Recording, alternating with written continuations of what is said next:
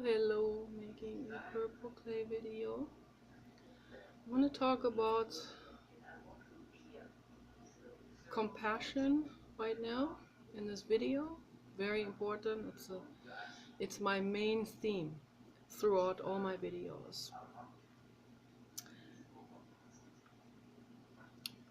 I am currently reading a book by Eckhart Tolle, but I have to say, and I've watched a couple of his presentations so far, and I have to say that he has a very dangerous message in his videos. A very, very dangerous and corporate message to the public that does not make the world a better place. Quite the opposite.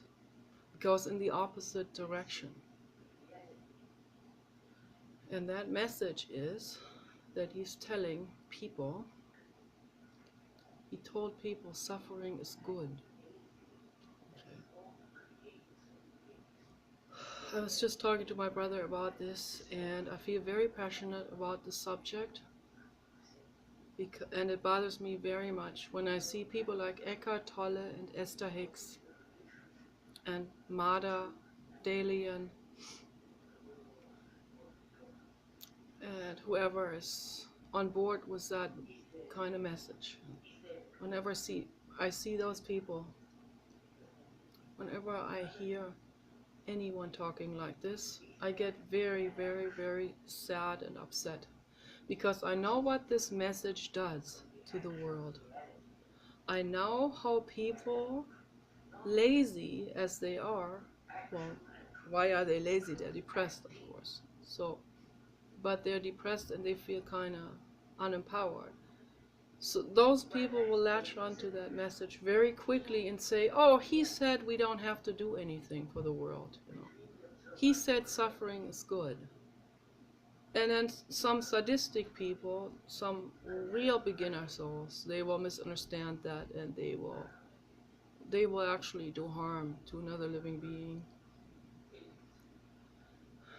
I know a woman who has taken that same message because she got into Hinduism. She has taken that same message and run off with it in the wrong direction, as that message seems to always do with people, with most people, the majority of people, because they don't see it, they don't really understand it. That's why Jiddu Krishnamurti was very careful, very, very, very careful to never say something like this publicly. Never.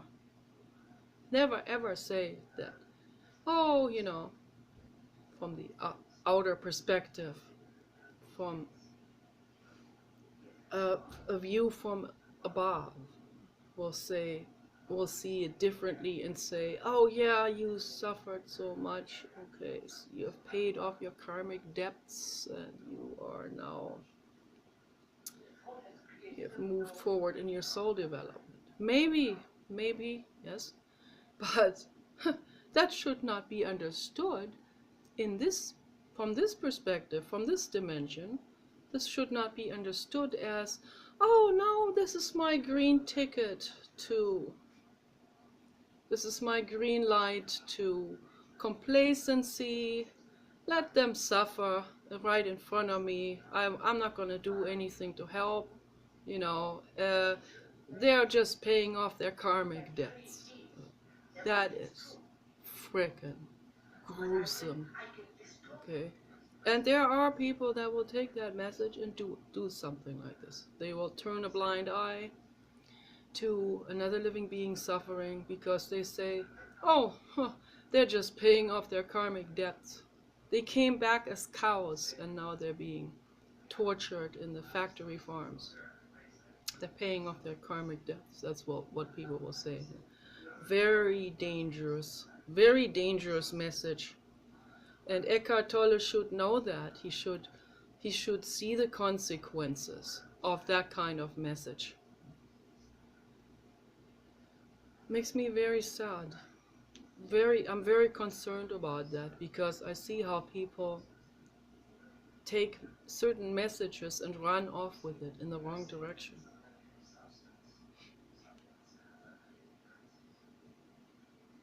I know a woman. She had a dog. Her dog looked very similar to that puppy doll. And I was very, very, very concerned for her dog because I knew what if the dog becomes incontinent, which happens at the end of their years. What if it's happening during the winter time that she really needed to see a veterinarian. She needed to be put out of her misery. She was suffering hip problems, all of this. And what did that woman do to her dog? She got into Hinduism, and now she thought that she told me that the Hindus teach people. So I don't even want to repeat it because then I don't even want to repeat it because I know that if I repeat this, then someone will totally misunderstand this video and hijack that statement and run off with it and say, see, this is what I'm going to do now too. No, I better not even repeat it, what they taught. The horrific things. Some horrific things that come from the Hindu religion. It's insane. Insanity. No, I better not even say it. You know, when they talk about karma and when they talk about...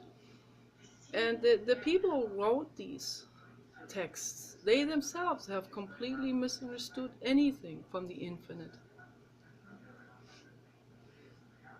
People even write religious texts to serve themselves, to serve their own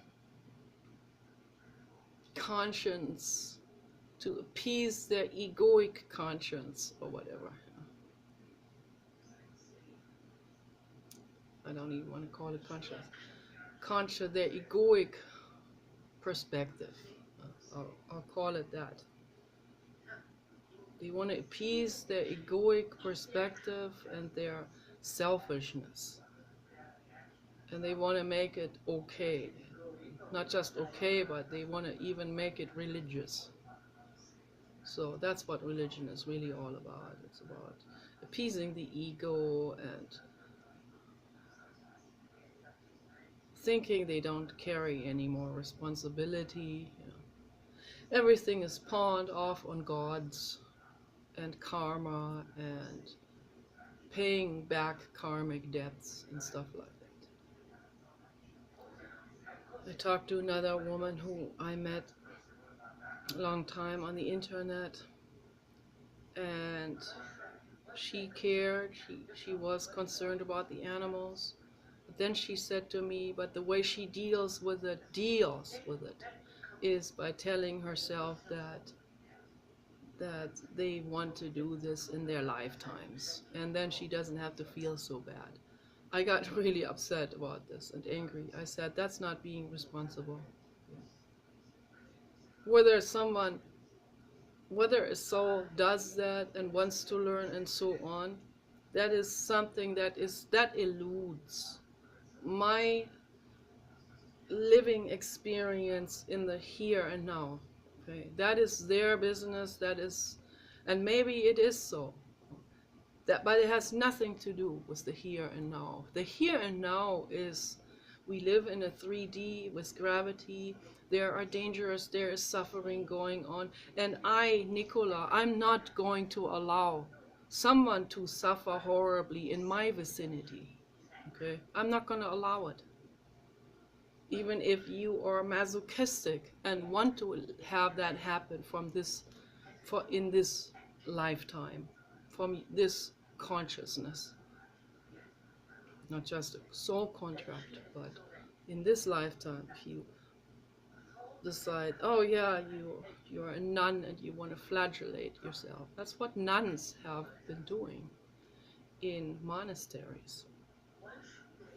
They too had this idea of paying back karmic debts so that they'll go to heaven by whipping their own backs, stuff like that.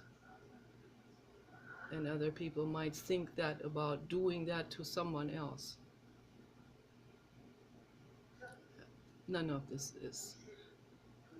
this can ever be tolerated by anyone should ever be tolerated.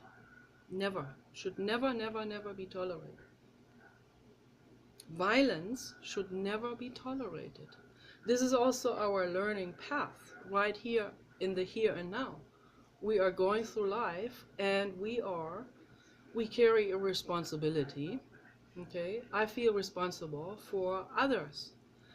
And the more I learn, the more I feel responsible for even wider and wider reaching perspectives and societies and beings. And everyone should feel the same way.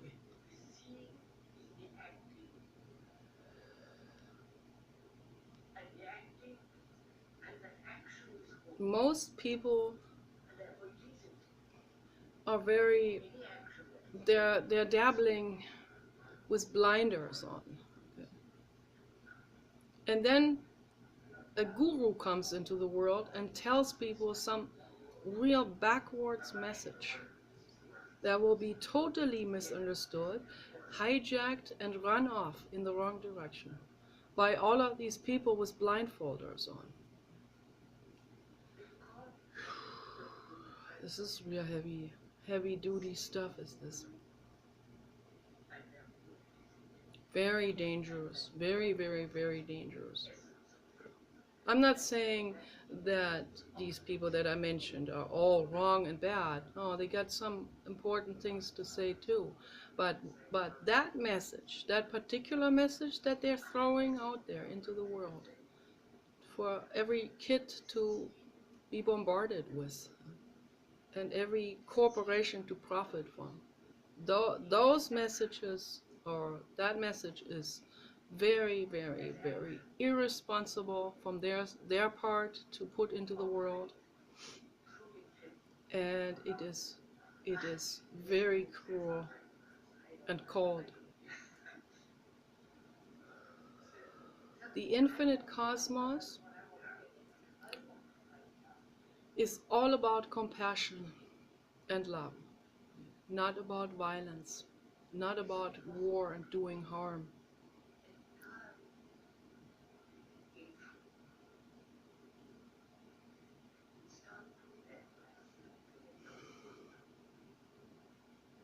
And each person has a huge responsibility to do what they can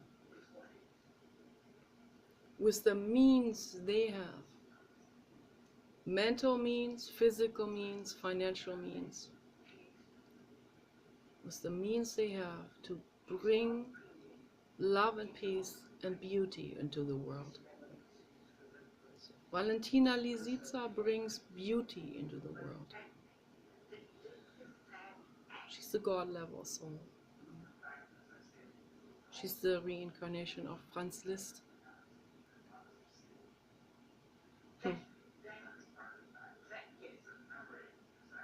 She brings beauty into the world. She makes us feel better. She makes us feel connected to the infinite cosmos through her music.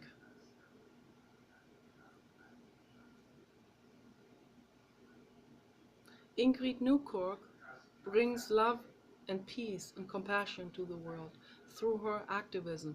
She lives for activism. Ingrid Newkirk doesn't even have a home anymore because she's constantly traveling for the animals to bring education to the whole world about responsibility and compassion and love for all living beings. She does this to educate us, to educate everyone. What responsibilities we carry, what our duties are, and what is happening, what actually is happening behind closed doors. So she's bringing that information to us. Yes, it's negative, it's painful, okay? There's a lot of negative, painful things in the world. And if we duck away from this, these painful things, they're gonna get worse. They're gonna just escalate if we don't do anything about it. So we need to shed light into the dark. That's what Ingrid Newkirk does. Ingrid Newkirk is that shepherd that comes with a lantern and shines light into the dark abysses and corners of the world, so that we can see what's happening, so that we can know where to help. If we don't even know what's going on, how can we know where to help? We don't even know anything then. And people don't want to know anything. They'd rather not know. It is very difficult, and not everyone is equally able to handle this. Some people can't handle it, okay? But we can do a little bit. Each person can do a little bit to contribute in this way, to get educated. Start with the pigs. They are equally sentient as dogs, wolves, humans, horses, etc. So let's start with the pigs. Okay, do not eat pigs anymore. Okay, I will keep repeating this in my videos. Do not eat pigs anymore. Not for religious, idiotic reasons. Pigs are clean animals, okay? Cleaner than most humans. Particularly in the head, they're cleaner. They're innocent, innocent, innocent beings, and full of love and loyalty and compassion. Okay?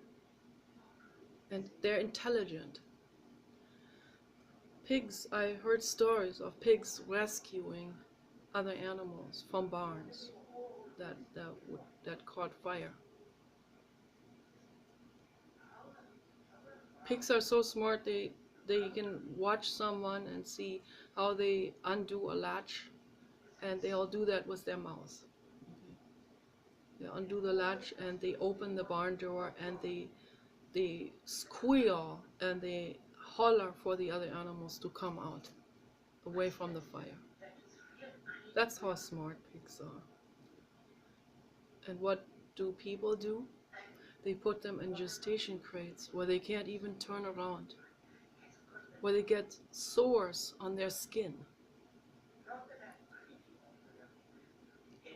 because they don't want to even give any space.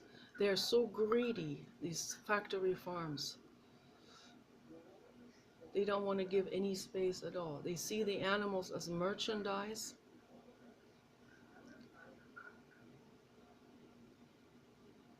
Those people see everything as merchandise, everything. They see everything with the dollar sign on it. And those pigs are suffering horrifically. Horrifically. Horrific suffering. It's absolutely unacceptable. I am not tolerating any of this. I don't tolerate suffering. Whatever people will come up with, they hear a guru say karmic depths and blah blah blah. I don't care. I don't care about whatever the soul has set out to do from a higher perspective or whatever. That is not my mission. That is not my field of my modus operandum here in this from this perspective. My task is to be here, to be a bear mother, and you can be a bear mother, and you can be a bear father. People out there, men and women, bear parents. It means we care. Actually, that's not even the best terminology. I'm gonna have to. I just thought about it. I'm gonna have to revise that. Say dog mother. It's much better. I don't even know how I came up with, because someone else used that terminology and I just blindly accepted it. So I just realized, you know, the bear mother, the actual bear mother in the wild, first is very protective of her child and all of this. That's where the term comes from, very protective. The grizzly bear mother will destroy another animal's jaw if she has a carcass that her baby cub is eating on. So that's where the, you know, bear mother, in terms of the bear mother will go through any lengths to protect her child and to protect the survival of her child. That's good. But the bear mother is actually not the best example, because when the bear cubs become adults, when they are fully grown, then the bear mother sends them out by themselves into the wild. She'll go out by herself to find a mate again, and she sends the I think has to do with evolution, so that her baby boy does not become her mate, to protect the gene pool. Maybe that's what it is. But you know, it all has cause and effect. But it's not the best example to say, you know, protective mother, bear mother, because the bear mother does chase her baby boy when he's an adult, chase him away, and then he's all like, why is my mama chasing me away? So that's awful cruel. That's awfully cruel. I've seen films of that. It's awful cruel. I'm not going to use that anymore.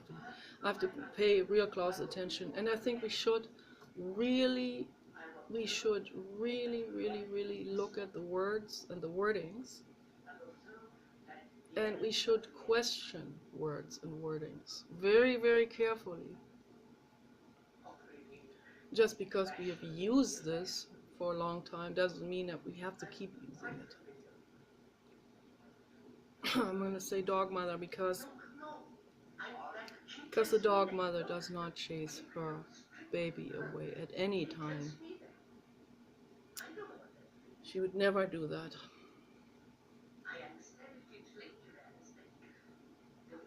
And the dog mother does the same in terms of giving her life to protect her baby. The dog goes further than that. The dog protects his or her best friend. That could be a human friend. That could be another species. So when they have a friend, when they know this is my friend, no, they will give their lives to protect that friend. That's how loyal dogs are. And pigs too, the same way, exactly the same way. So, and we can learn something from them. They teach us what compassion is and what love is. That is love, not pleasure. Love is what I feel for, the compassion that I feel for another living being, or anyone, what anyone feels when they feel compassion for another living being. Whales feel real deep compassion for every living being, not just for their own species. They will rescue a dolphin baby, and then the dolphin stays with the herd of macrocephalus and swim with them wherever they go. I've seen videos of that. Infinitely touching. That's love. That's compassion.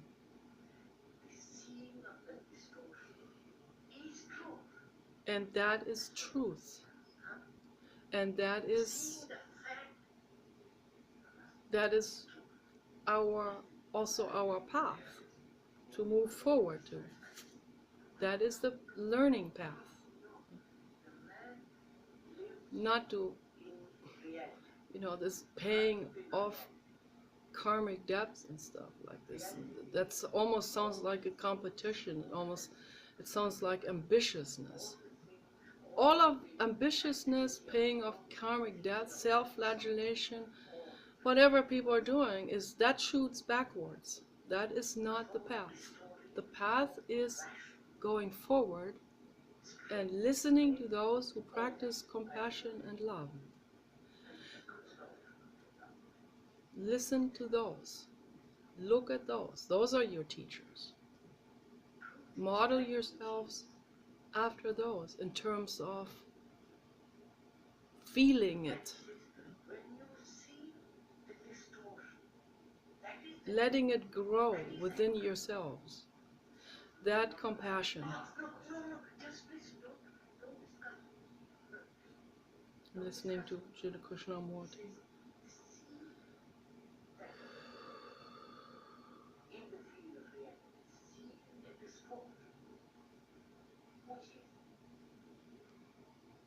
He was talking to, Jiva Krishnamurti was talking to a Buddhist monk. That monk was one of his most ardent followers. But the monk had limited understanding of the teachings from Jiddu. So Jiddu tried real hard in his conversations with that monk to convey that message of introspection and compassion, what compassion actually means, that it is not religion. Even if he's a Buddhist, Buddhism is all about compassion and all of this, and kindness and loving kindness and peace, okay, which is good. But then when they look at their religion as the guide in terms of religious rituals and texts and so on, all of this, like when they have to look at that first before they can do an act of kindness, that's when it becomes the problem, because then they can do nothing without that, the instruction book, so to speak. I sweat a lot right now.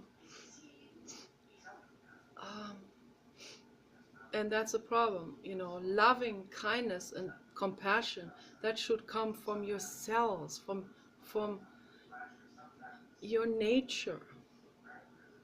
You see someone in pain, you go to help. You don't have to look at the instruction book first, whether this is something that is allowed by your religion. When I hear the word kosher, the Germans even adopted that kind of wording. This is not kosher, and this is kosher. I find that totally wrong. I don't need something like this in my life. Some kind of text, Bible, Quran, Torah, whatever. Or Bhagavad Gita, or whatever these texts are. I don't need the text. I see someone in need of help, I go to help. I don't need to ask a text or a God for approval. And sometimes I come across something like this, where I see a religious person act spontaneously out of compassion. In that moment, they have not looked at the religion. In that moment, they were themselves. And I praise these people every time that happens. And I tell them, you did this out of your own compassion. It's a wonderful thing. Okay. That's the path. Keep going on that path. Not looking for approval from religion, society, whatever.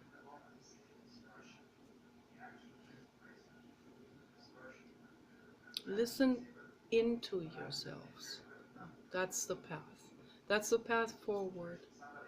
And a lot of people don't do this, listening into themselves, because they are afraid that the pain will surface. But the pain is what liberates us. When we allow ourselves to listen to that pain, that is buried down there in the past, and that does a lot of mischief with our minds, particularly when we are unconscious about it. Okay.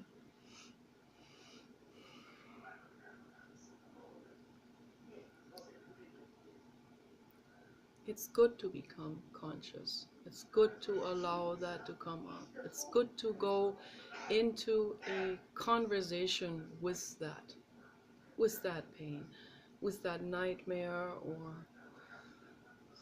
an intrusive thought. You know, I've always had a lot of that. I still have some of those come up sometimes.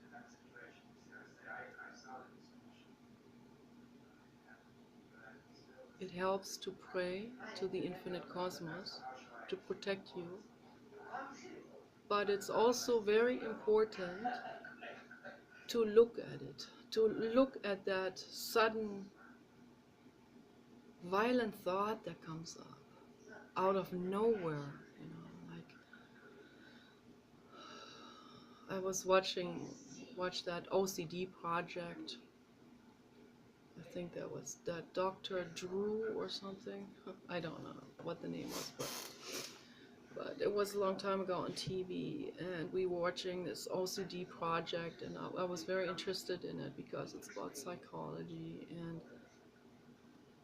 the psychiatrist didn't know how to deal with any of this properly, and one guy, because of that, one guy actually went into a psychosis because everything is so misunderstood, and the professionals are totally helpless. They don't know how to deal with this.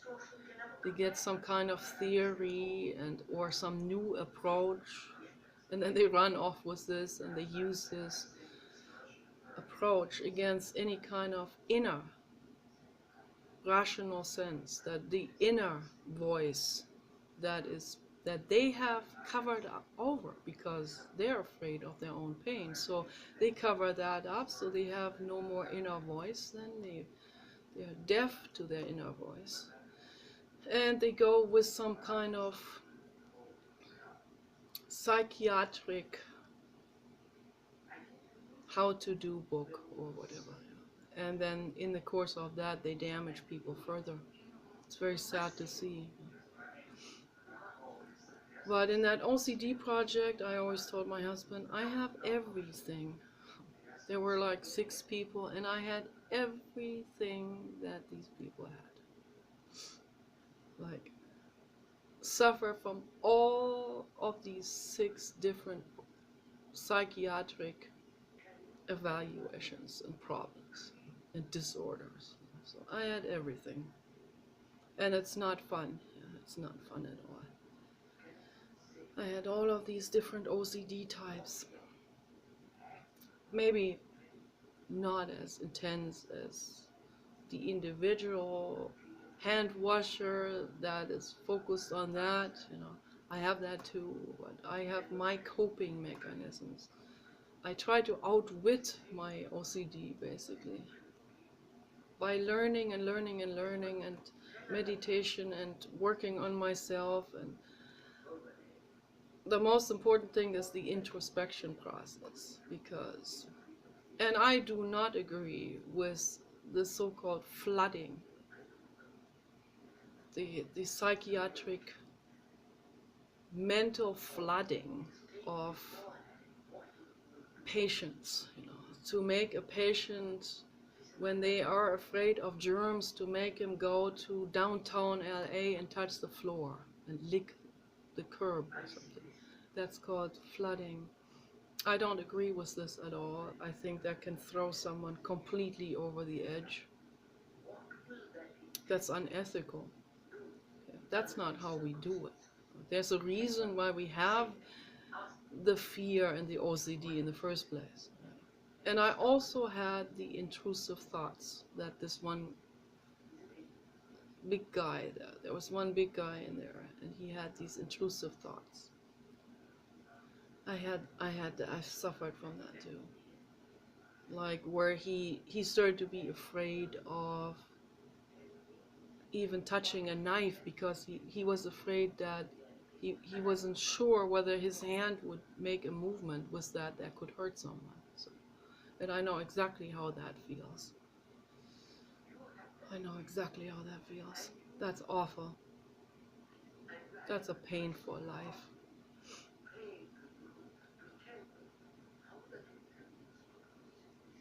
Praying to the infinite cosmos helps. Writing affirmation helps. And the most important thing is introspection. And when these thoughts come up, you can ask the question, what are you trying to tell me? And as people will call it demons, but what it really is it is an unrestful entity. You can call it demon. I shy away from that word, but it's an unrestful entity. Because demon always demonize. Demon implies that there's an entity that can't learn, that can't grow or heal. That's kind of what that implies. That's why I don't use that word. So it is an ego energy. It's a young soul, and a very battered one, and a one that is beyond that's out of the body, but not in peace, not willing to let go. And there's a lot of those out there, and they will come, and when we feel scared or insecure, or when our own pain comes up, they will come and dock onto that, because it's the same kind of medium. It finds it because it resonates with it, and it comes there because misery loves company. Like, hey, I see you suffering. Here I am too with my shit, and here I'm gonna add my shit to yours. So that's where these intrusive thoughts come from. That is a different entity throwing their thoughts into it.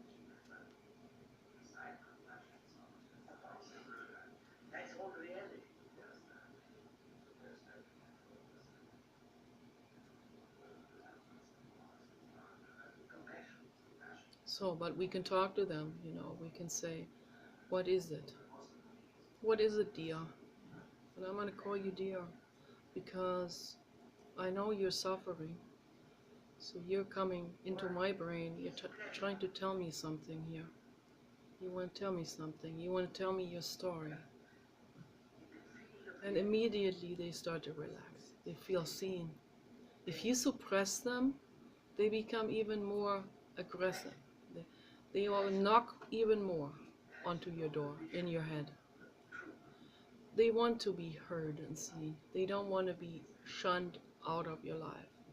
There's the reason why they are coming to you. Okay? They want to talk to you. They want someone to understand them.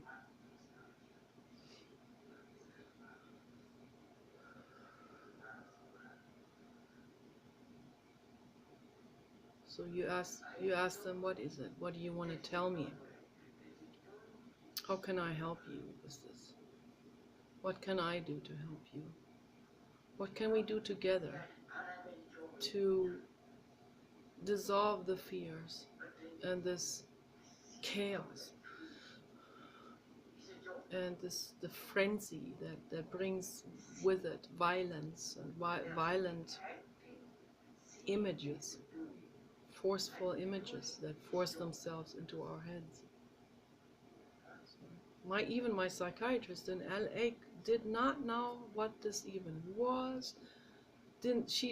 I think she never even heard about it. I'm not blaming her because most people don't, but the psychiatrists in general, that's the problem. They don't even know what's going on and where things come from. And they're too busy running away from their own problems. My psychiatrist even started talking about her own life with me here. I'm paying for this session, and she's starting to talk about her own life. Then maybe next time we can do a buddy session. I'm not gonna pay. You can listen to me, and then I will listen to you, and then we come out even Steven. But I didn't even dare to ask that question, so because I already know that I think she wasn't even conscious about the fact that she started talking about her life. So yeah, that is how unconscious these people are. And they are very unknowledgeable about any of this stuff, where stuff comes from.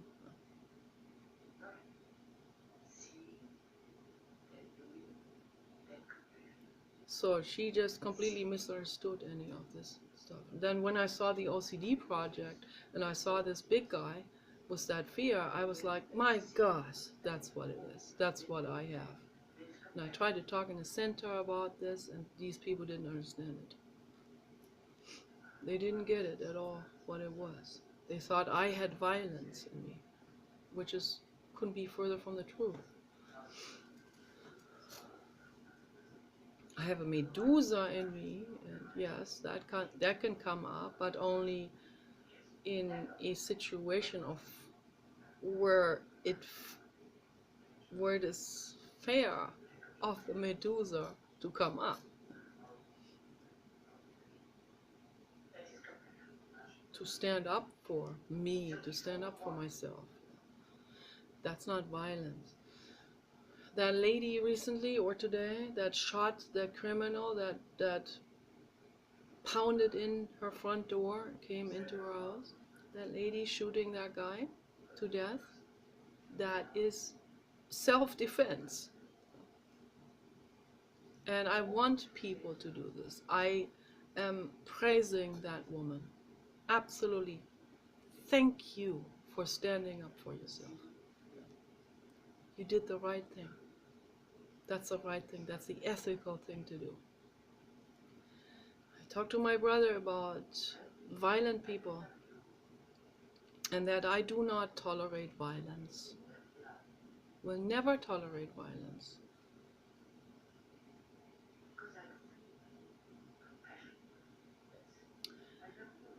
And I don't know how he actually sees it. You know? He thinks from a wider perspective, started to talk about Eckhart Tolle. So, and I see a lot of people misunderstanding this. A lot of people are misunderstanding this. That's why I had to talk about this. Very important to me to talk about this. People, they want to understand everyone, where they're coming from.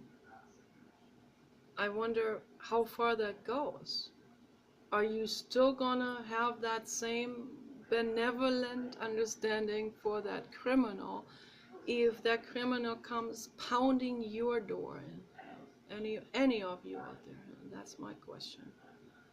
Or is that that